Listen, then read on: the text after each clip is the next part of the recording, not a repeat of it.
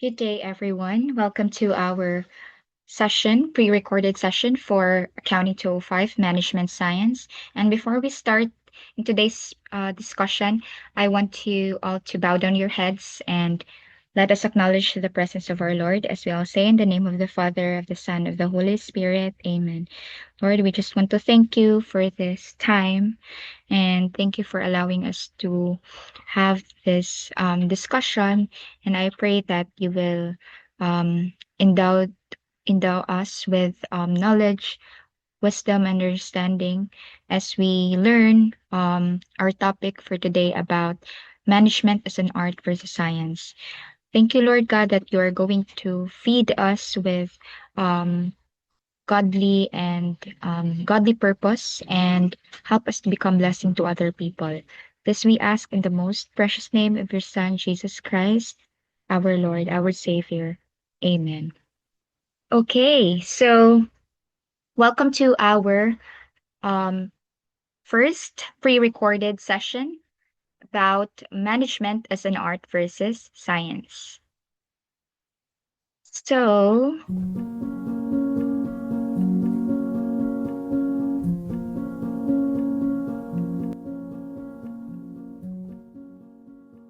okay. So, good day again, everyone. Good day, our dear juniors. And before I would begin in our lecture for today, or I will be facilitating our meeting for today, I want you to imagine something that it is a Monday morning and you or we are no longer sitting in this classroom, but you are already working, and me as well. So we are wearing corporate attires, we have IDs around our necks, and also we have our laptops with us. And don't forget our cup of coffee because we need a daily dose of energy, source of energy, right? And whether we like it or not, in this meeting of ours, we are going to make decisions. So, again, I welcome you all to the corporate world, our dear juniors, and I will or allow me to introduce to you our four managers. So, let's have our first manager. So, Miss Edley Salego, CPA MBA, is a department head in a university. So one of her faculty members, Miss Annie Chua, has been consistently coming to work late.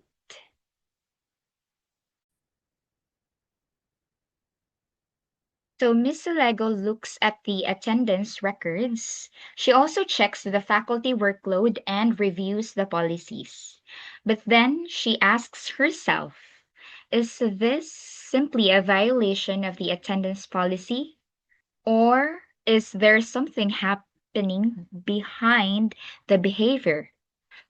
So she has the data, but she also has to talk or communicate this one with the faculty member who is Miss Annie Chua.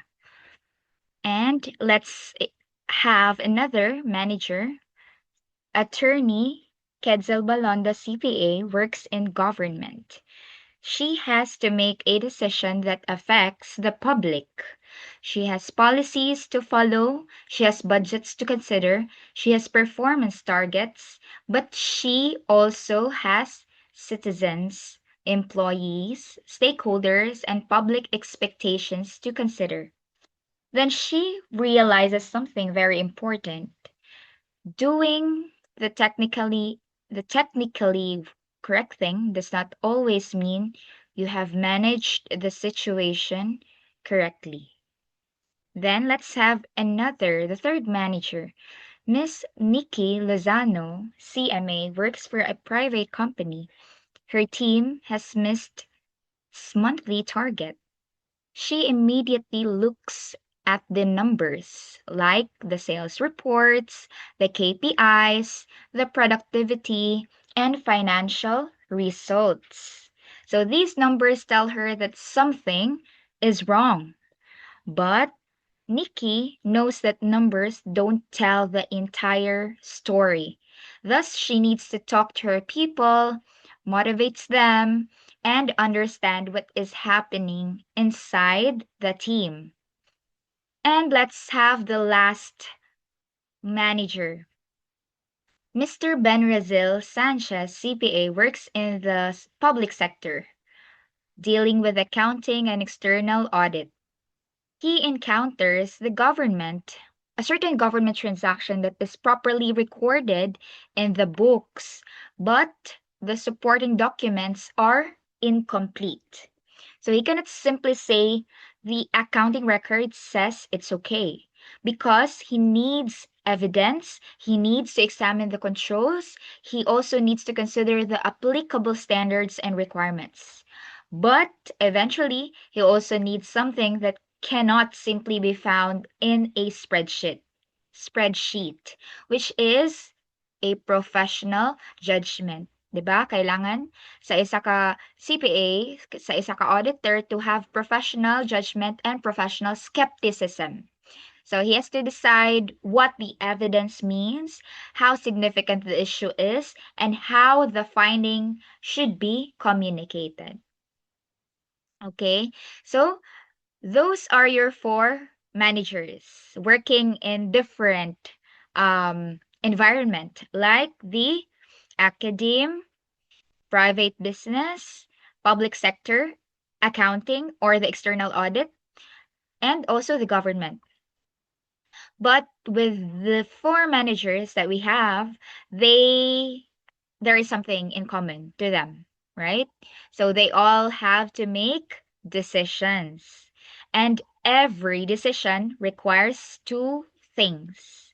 So the first one is science. So they have to know what do the facts tell them?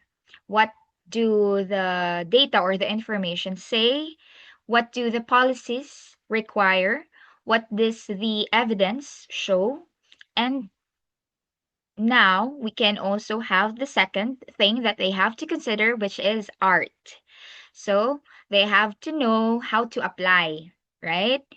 How to deal with the person, with their colleagues, with their subordinates, and how to communicate the decision.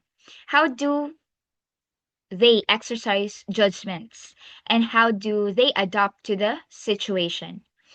And that, my dear juniors, is where our discussion begins. So, because when you enter the professional world, you will discover that management is not simply about knowing the rules. It is not also simply about knowing the numbers, the figures, no? Um, but it is simply what? And I would also like to emphasize that we are not also we don't also need to be good people person or um we don't just revolve around being good, no? So we have to be reasonable and also have a good balance of all of these, no? So that has to be a balance of knowledge between knowledge and I mean the knowledge of science and also the wisdom of art. So today, as what I've mentioned to you, imagine yourselves that you are no longer students, no? You are no longer students in a classroom, but you are the future managers, you are the future accountants, auditors, and professionals who will one day have to make real decisions involving real people and real consequences. So, again, I welcome you to the corporate world, my dear juniors, and let's have um discussion or lecture, or I would not use lecture because again we are not in the classroom setting, but just consider me as your facilitator in a particular onboarding or orientation that we have, no? So let's explore management as an art versus science. And we also have to understand management across these four sectors in accounting, like the academe, private, public, and the government sectors. So I would like to highlight that science give us tools, but art determines how we're going to use them.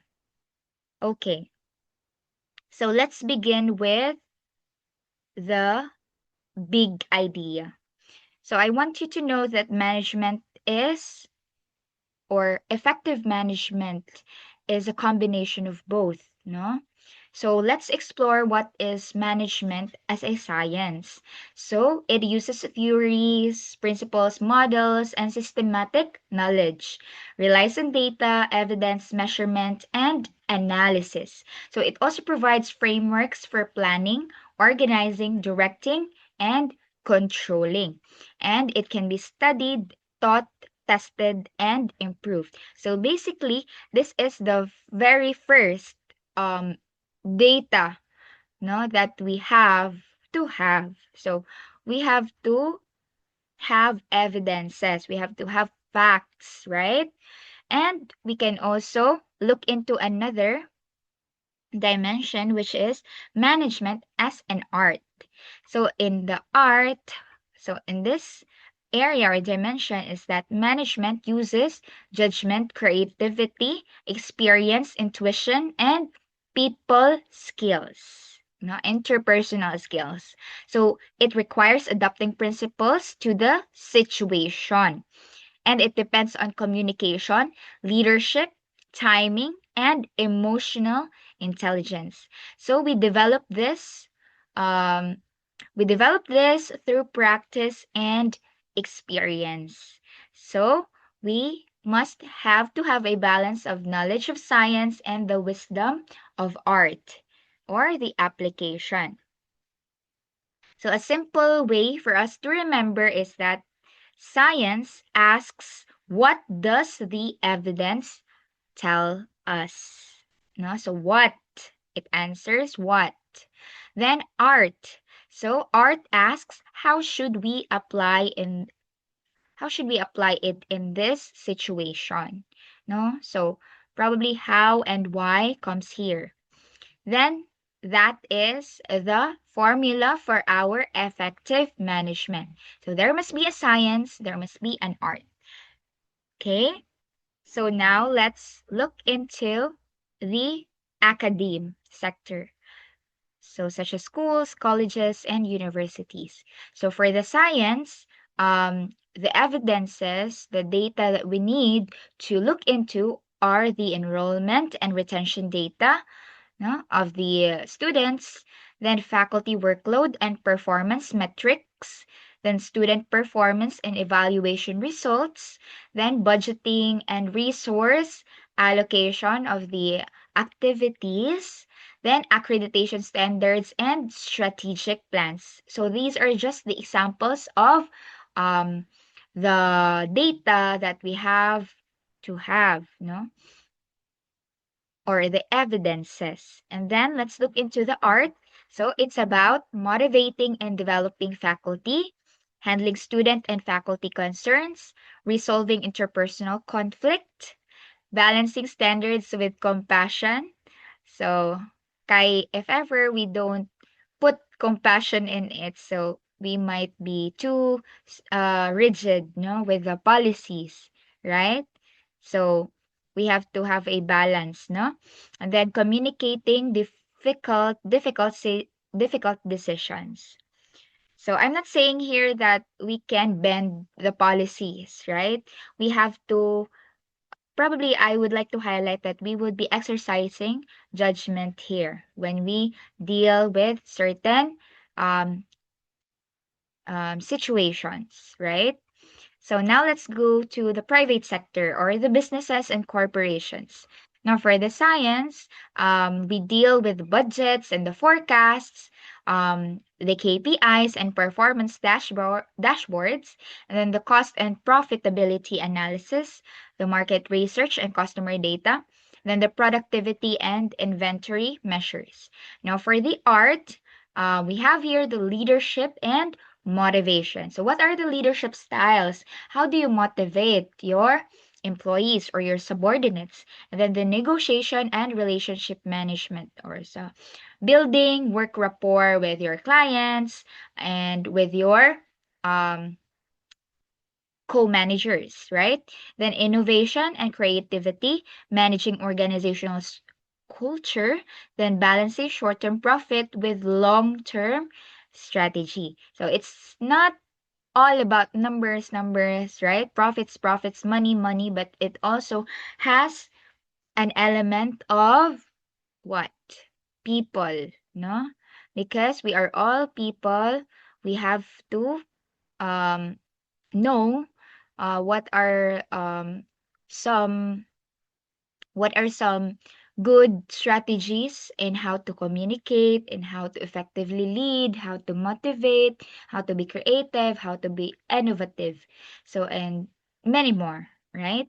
Now, let's go to the public sector or the accounting and external audit specifically. So, in the Philippine sector, external audit supports accountability over public funds and resources. So for the management as science, we have to look into these um, information like the financial records, budgets, and reports, the budgets versus the actuals, then the accounting or auditing standards, the internal controls and compliance, audit evidence and documentation, and financial compliance performance measures. Now, looking at the art aspect. So, we have to exercise professional judgment in unusual transactions, professional skepticism, and critical evaluation, assessing risks and significance of findings, communicating audit findings effectively, then evaluating management explanations, and balancing accountability with practical realities. So, here we have to have evidence, no? We have to have findings and accountability. So let's move on to the last sector, which is the government. So management in the public interest, no? So government managers must balance efficiency, effectiveness, accountability, transparency, and public interest. So for the science part, the policies, the systems, budgets, performance measures, records, and evidence. Now, for the art, there must be judgment, coordination, diplomacy, communication, stakeholder management, and leadership. So, unlike in private business, government decisions cannot be based on profit alone. So, earlier, it doesn't have to be a technically correct decision, no? But we also have to have understanding, acceptance, and support.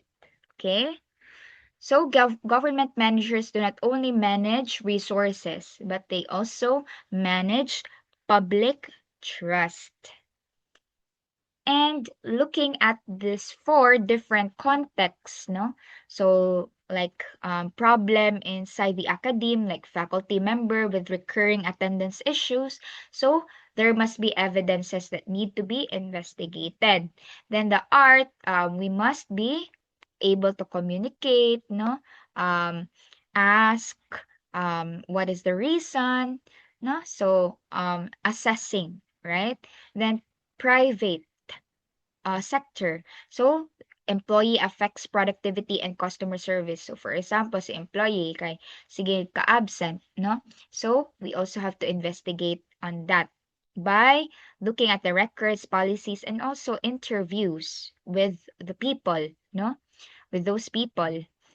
Then the public service delivery is affected by employee behavior. No? So for example, dili maka-audit si Sir Ben kay wala gihatag ang documents sa employee ana nga company, no? So again, we have to look into the policies, the records, and other evidences, and also exercise professional skepticism and judgment. Then for the government, supervisor must consider rules and due process. So, um, yeah, overall, the bottom line for this one is there must be science application, no? Knowledge must be, um, there must be, unsa man, um, there must be investigation, there must be facts, no? That need to be uncovered, that need to be looked into. And then for the art, there must be assessment, communication, and um, others in determining how and why does the does that a behavior exist, or does that application, I mean, does that thing happen, no? So a good manager balances between science and also art. Now, for our class discussion, so I have here a scenario of a particular employee which is consistently late for work, no, especially karon ng mga um, adlaw, right? The weather is really, um, you know, weather lang jud. Buhay ay weather lang. Same as the weather, no, is it's moody. So we really cannot anticipate if it would rain or if would be just a sunny like all day, right? So the scenario here is that an employee is consistently late for work. No, the questions will be what data or facts should the manager examine first. So the manager should first establish the facts, right? Before making a judgment. So, what are those facts? What are those evidences that need to be gathered by the manager? So, the attendance and the timekeeping records, the frequency and duration of tardiness, um, the work schedule of the employee, no? Ang sayang shift, day, night, or mid-shift, no? Then previous warnings or discussions, nalaman na siya previous record, no? Sa HR or what. Then, whether the employee's lateness affects its productivity, the customers, or other employees. And also whether the employees are experiencing the same issue or kana lang mga tao, no? So for the science, we have to use objective records and evidence rather than assumptions, no? So we have to be unbiased as managers. So the next question here is what policies or standards apply? So the managers should be checking the attendance policy of the company, the employee handbook, the contract of the employee, no? The employment contract or the agreed work schedule, then the applicable workplace rules, then any disciplinary procedures if applicable. Also, if there is any government or institutional regulations. So the science here is that management needs a consistent framework or a standard for evaluating the behavior, as that will be the basis, no? So next is what might be the reason behind the behavior. So the manager should communicate, no? It should communicate to the he or she should communicate to the employee before assuming the reason. So there may be possible causes like for that employee there may be transportation problems, no? Kaysa ka traffic, then family responsibilities, mga health or personal concerns, mga scheduling difficulties, misunderstanding of work hours, lack of motivation, habit or poor time management, problems within the workplace, no? Pero if kana siya nga employee, if recurring na jud na siya nga problem sa iya ha, ang yang tardiness, no? Then every day, like first day mo ni siya yung reason, second day another reason. So na siya checklist of reason, no, nganong malate siya. So kana siya murag it has to, or the manager would really have to, you know, act on it, no? Kay it's like an abuse of, you know, like for for example, that manager is very understanding, but that employee keeps on doing such doing such ano action, no? So it's already a recurring problem. So what does the manager will apply here? Okay, so ayun, science and art, no? So for the art part, that is where empathy, yung communication, yung listening, and interpersonal skills become important. Then, question 4, should the manager apply the same response to every employee? No? So, actually, same with me, right? I am an instructor, I'm a teacher, but for every block, for every class that I handle, I will try my very best to have a game plan, no, and each of the blocks, because um no particular, you know, structure fits or works best, no, to all. So therefore, I must be very flexible, no, in applying a particular structure in my class. So for this one, actually, it really depends, no, for every employee. But the manager should be consistent. So where does consistency um takes place? So consistency takes place when there is a framework that has been established, a structure, a policy, right? So he or she must, you know, refer to that. But there must be flexibility towards the response, no? As there are circumstances that need to be considered. That's why communication is very important, right? So the manager should, again, have fairness. So, same policy and standards to all. Pero yung fairness, it doesn't necessarily mean that we have to treat every situation identically. No?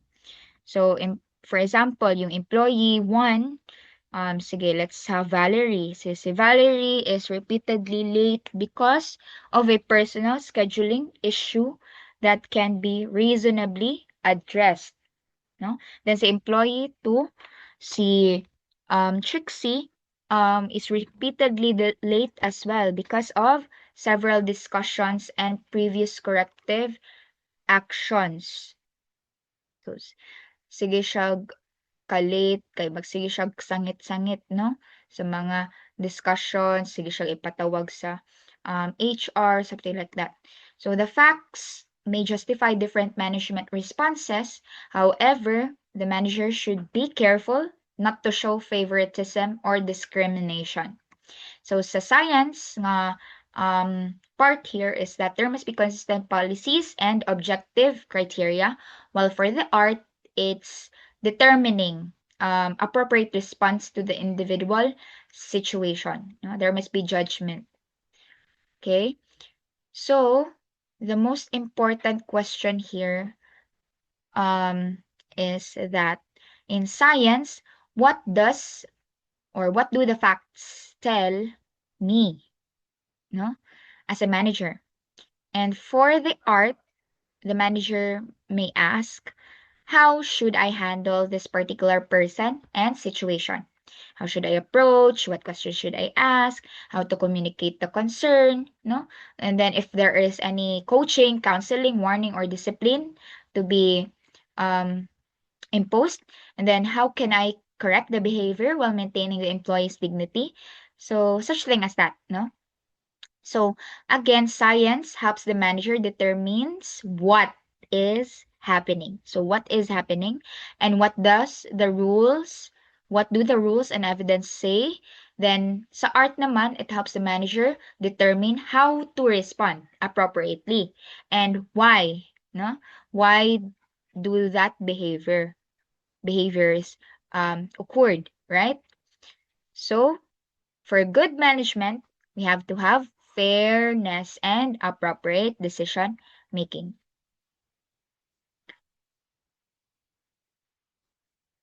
Now, what if the manager used only science? No? So, kung science na siya. So, the manager could become too rigid, very strict, no? And treats employee merely as a number or rule violation. So, what happens if the manager used only art?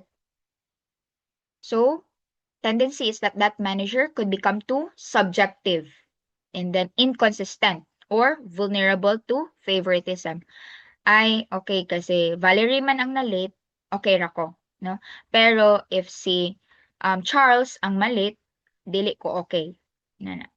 So effective management requires both the discipline of science and wisdom of an art. So again, science alone is not enough because these answers what is happening, no? What are the policies, right? So, there must be an element of why and how to communicate. So art alone is not enough as well because there are inconsistencies, no? There may be subjectivity, right?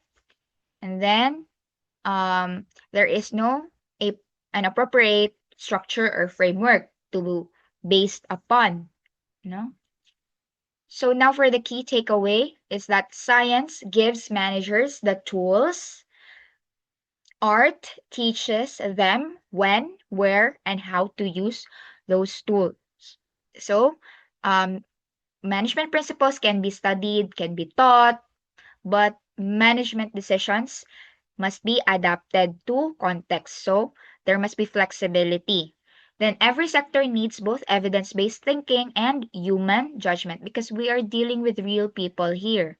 And the best managers now know when to analyze and when to listen. So, for the Bible verse that I would like to give to you before we close is that through wisdom a house is built, and by understanding it is established. By knowledge, the rooms are filled with all precious and pleasant riches.